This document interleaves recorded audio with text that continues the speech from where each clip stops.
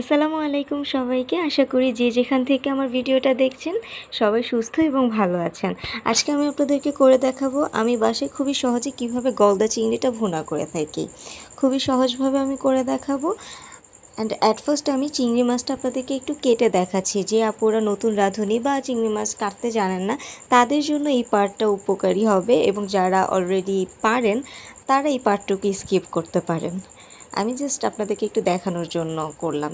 মাছগুলো আমি কাটার পরে ভালোভাবে ধুয়ে নিয়েছি। এরপরে কড়াইয়ে সয়াবিন তেল দিয়ে এখানে পেঁয়াজ কুচি দিয়ে দিলাম, প্রায় হাফ কাপের থেকে বেশি আমি দিয়েছি।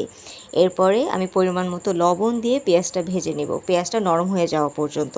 পেঁয়াজ নরম হয়ে গেলে এখানে আমি সামান্য আদা রসুন বাটা দিয়েছি 1 চামচের মতো। এরপর আমি হলুদের গুঁড়া 1.5 চামচের মতো দিলাম। মরিচের গুঁড়া এখানে আমি 2 চা চামচ ইউজ করেছি। এরপর এই মশলাটা একটু ভেজে নিয়ে এরপর সামান্য একটু পানি দিয়ে মশলাটা ভালোভাবে কষিয়ে নেব। এই মশলাটা ভালোভাবে কষানোর পরে এখানে আমি অ্যাড করে দিব সেই ধুয়ে রাখা চিংড়ি মাছগুলো। এবার এই মাছের সাথে এই মশলাটা আমি ভালোভাবে কষিয়ে নেব।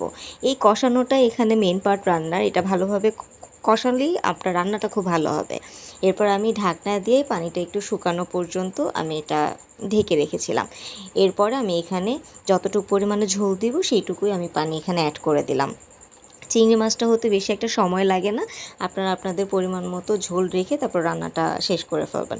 আমার এখানে পানি শুকিয়ে গেছে, আমি এইটুকুই এখানে ঝোল রাখবো, আমি আর রাখছি না। ব্যাস এরপরে এখানে আমি নামিয়ে ফেললাম, কড়াইটা চুলা বন্ধ করে। দেন আপনাদেরকে যে দেখাচ্ছি, দেখেন কতটুকু লোভনীয় হয়েছে আমার রান্নাটা। ব্যাস আপনারা চাইলে খুবই সহজে এই রান্নাটা করে ফেলতে পারেন বাসায়।